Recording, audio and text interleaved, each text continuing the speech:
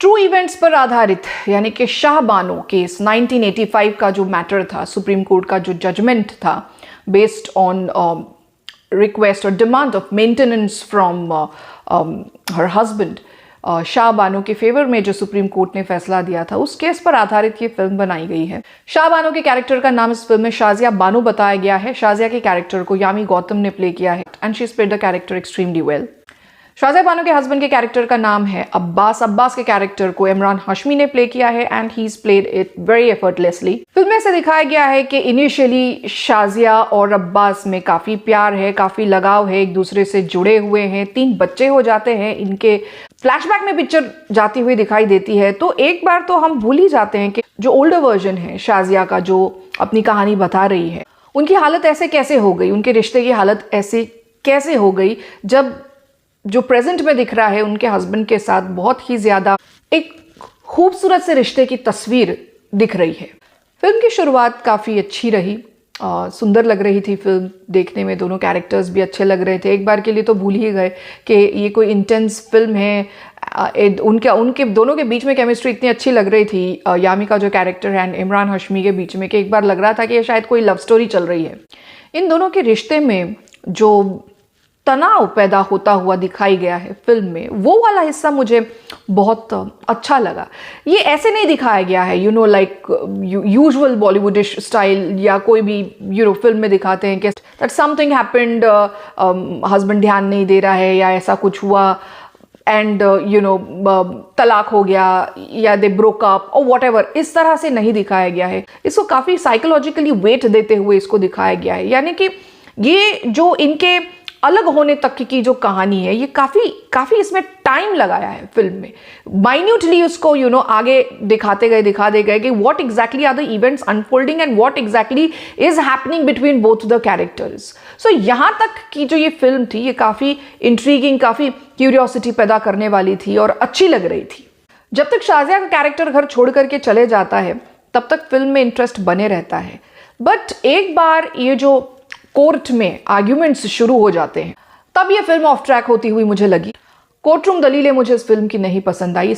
इससे अच्छी कोर्टरूम दलीलें जो है वो सायरा खान केस में प्रिंसिपल जज स्वाति चौहान, जिन्होंने इसको डायरेक्ट किया था, उन्होंने दिखाई थी। कोर्टरूम जो ट्रायल्स हैं जब वो शुरू हो जाते हैं, उसके बाद स्क्रीन प्ले ने दम तोड़ दिया, कहानी ने दम तोड़ दिया, काफ़ी कंफ्यूज कर दिया स्क्रीन प्ले में।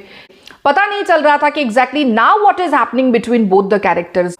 कभी ये लग रहा है कि दोनों जो पार्टीज है, क्या उनमें एनिमोसिटी जो है वो ख़त्म हो गई है, या हस्बैंड अब सपोर्टिव होने लग गए हैं। कभी ऐसे लगता है कि अचानक से इन्होंने पैसे रोक दिए हैं बच्चों के जो मेंटेनेंस के लिए दिए जाने चाहिए थे। ईगो भी दिखाई दे रहा है, कहीं एनिमोसिटी ख़त्म भी होती हुई दिखाई दे रही है। That means he is allowing his ex wife, जिनको उन्होंने तलाक बिद्दत, ट्रिपल तलाक दे दिया, वो वापस उनके घर में आउट हाउस में आकर के रह भी रही है। उनकी एक्स वाइफ को वहाँ से बाहर करने के लिए अब वो कोई फोर्स यूज़ नहीं कर रहे हैं।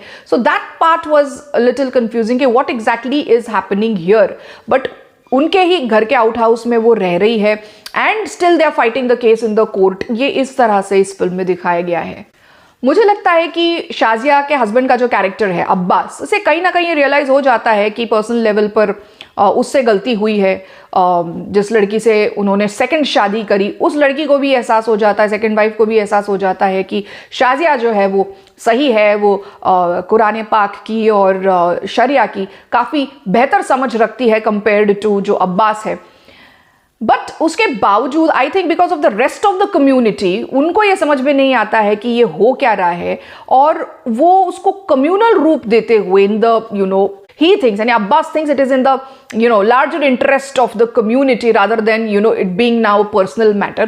वो उसे सुप्रीम कोर्ट ले जाते हैं जानते बूझते हुए, ताकि जो शरिया के कानूनों में दखल अंदाजी हो रही है ऐसा उन्हें लगता है, वो उस पर रोक लगा सकते। With this intention he takes the matter to the Supreme court.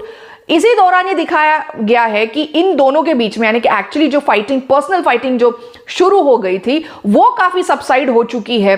उनमें एनिमोसिटी जो है वो काफ़ी हद तक ख़त्म होती हुई दिखाई दे रही है फिल्म में। तो ये वाला जो पार्ट था ना, इसमें डायरेक्शन जो है वो मार खा गया। जो स्क्रीन प्ले है यहाँ पर इसने दम तोड़ दिया। यहाँ पर डायरेक्शन को ज़्यादा पावरफुल होना चाहिए था and it needed better direction here. However जो फिल्म का क्लाइमैक्स है वहाँ पर एक सीन है जहाँ पर सुप्रीम कोर्ट में अब्बास अपना जो प्रोसिक्यूशन है उसको रखता है एंड शाजिया जो है वो अपना केस जो है डिफेंस जो है उसे खुद पेश करती है सुप्रीम कोर्ट के लॉर्ड्स के सामने। तो ये इन दोनों के जो डायलॉग्स है जो उन दोनों ने डिलीवर करे हैं, यानी इमरान हाशमी के कैरेक्टर ने एंड यामी गौतम के कैरेक्टर ने, ये वाला पार्ट काबिले तारीफ था। यहां पर अटेंशन फिल्म ने दोबारा ग्रिप कर लिया था। आई थिंक इस स्टोरी को और डेप्थ देनी चाहिए थी, इस कहानी को, इस फिल्म को बेहतर डायरेक्शन की जरूरत थी, इसलिए इसका जो इम्पैक्ट है वो वैसा नहीं फील हो रहा है जैसा फील होना चाहिए था, जैसा एक simple see the Saira Khan case film ने करवाया था। उस लेवल का इम्पैक्ट ये फिल्म नहीं दे पा रही है। एक्टर्स के परफॉर्मेंसेस अच्छे हैं, कई फिल्म अच्छी है, कोई सीन्स में उभर रही है, बट ओवरऑल इसकी डेप्थ खो चुकी है। आई थिंक जो कोर्ट रूम ट्रायल्स हैं उनको गहराई देने की बहुत ज़्यादा ज़रूरत थी यहाँ पर।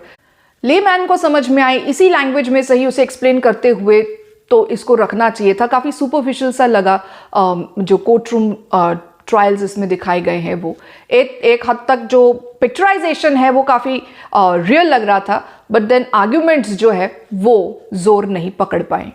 हाउएवर हैविंग सेड दैट, ये काफ़ी एक इम्पॉर्टेंट टॉपिक को फिल्म उठा रही है, इसमें मुझे कुछ भी कंट्रोवर्शियल सा नहीं लगा। I think all the religions XYZ stay out of this topic because more than anything else ये औरतों का मसला है और इसे औरतों को ही हैंडल करना बनता है। So despite those highs and lows and the later half of the film was almost lost, I think इस फिल्म को OTT पर आप देख सकते हैं, बट अगर आप इन एक्टर्स के परफॉर्मेंस को एक्सपीरियंस करना चाहते हैं then you can choose to go to the theaters or else wait for its release on the OTT. Film का music is something I did not like. I think वो disturb कर रहा था जो प्लॉट है, जो कहानी दिखाई जा रही है उसको, including the background score. Film में शिवा चड्ढा भी लॉयर का कैरेक्टर प्ले करते हुए दिखाई दे रही है। सो directed by Suparn Varna, hook picked up well, it held attention for quite some time but then it went all off track except for the last dialogues between the main characters.